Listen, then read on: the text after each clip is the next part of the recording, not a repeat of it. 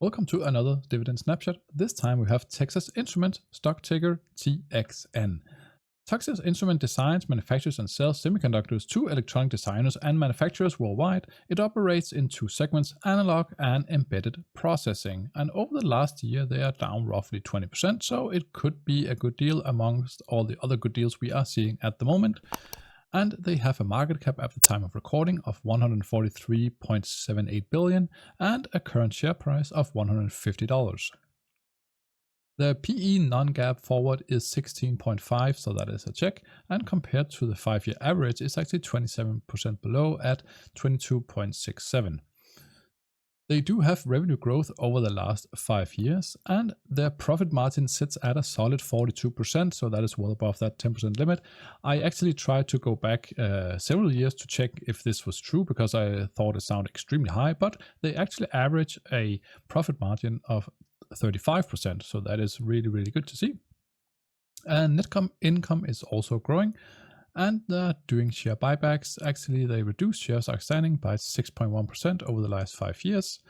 The dividend yield is sitting currently at a solid 3.06, and the payout ratio is 48.33%, so plenty of money to grow the dividend and buy back shares and invest in themselves. Dividend growth rate at the current time of recording is 18.91, and that is extremely good to see. And the dividend growth history is for the last consecutive 16 years, so the dividend per share is increasing a lot, so checks all over in this regard. And they do have a massive amount of free cash flow growth over the last 5 years, and the long-term liabilities are easily covered by a 5-year free cash flow. They can actually do it in around 1.5 years, but the price to free cash flow is not below that 15 to 20 limit. It's around 25, and that is because it is a growing company. They do have massive amounts of cash, so I would say that's not a big surprise. You are paying a little bit of a premium here, and the fair value is thus not there.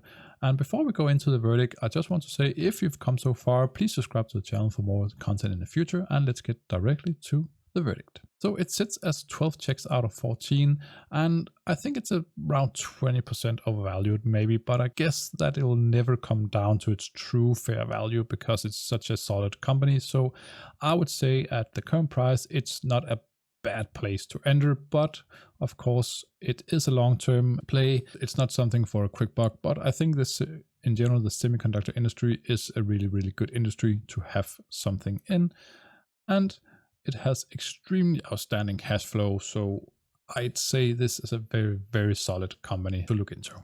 Thank you so much for watching, guys, and I will see you in the next one. Bye.